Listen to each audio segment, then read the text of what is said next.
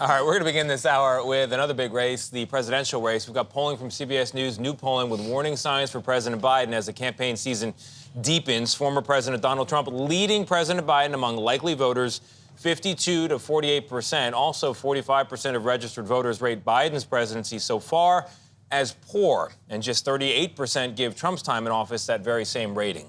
Chief election and campaign correspondent Robert Costa joins us now from Washington. Bob, good morning to you. It was a weekend of bad numbers for the Biden administration overall. What do these numbers from CBS signal to you?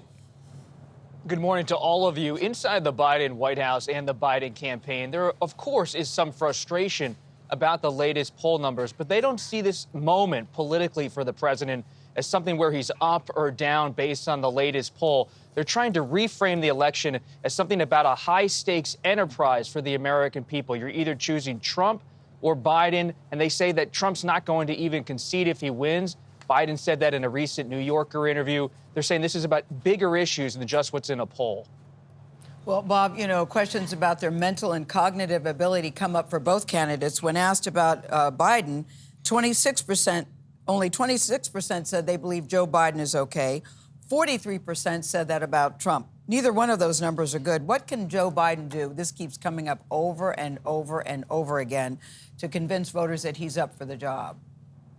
You're going to see him, Gayle, on the campaign trail. I was just with him in Michigan, spoke to him there. He's going to be meeting with key coalition groups, and they're going to keep saying that he's as out there in terms of events as former President Trump. But Trump's a different kind of politician. He's a movement politician, holding rallies across the country. The Trump campaign behind the scenes trying to really make a contrast in terms of energy and presentation with President Biden. But at the end of the day, the White House and the Biden campaign say the president will be out there just in his own style.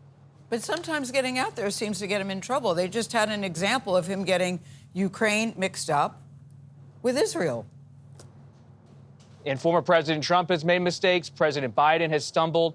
And this is something that comes up again and again in polling, including with CBS News. People don't love having a rematch, and this is going to be a cloud that's over this entire campaign. But at the end of the day, most of the voters I'm speaking with on the campaign trail not making a decision based on a verbal stumble, whether it's Biden or Trump. It's about kitchen table issues, the economy, foreign policy, how they feel about border security, crime in their neighborhood. That's front and center, even if the other stories, those stumbles make a lot of headlines. Now, Bob, you mentioned this rematch, and overall voters, they're not that excited. 48% said that this has a negative view on how they see this this candidacy. And then also, I think 42% said it's just depressing overall. So what impact does that have on these campaigns? Behind the scenes, I'm hearing from both campaigns that it's really going to make these conventions in the summer very important to reintroduce President Biden, to reintroduce former President Trump. And for former President Trump, who he picks as a running mate is going to get a big spotlight. Is this going to be someone who's a sycophant, someone who just kind of is going to be a loyal soldier? Or is it going to be someone who really can appeal to different groups? All right, Bob, thank you very much. We'll, of course, be following it.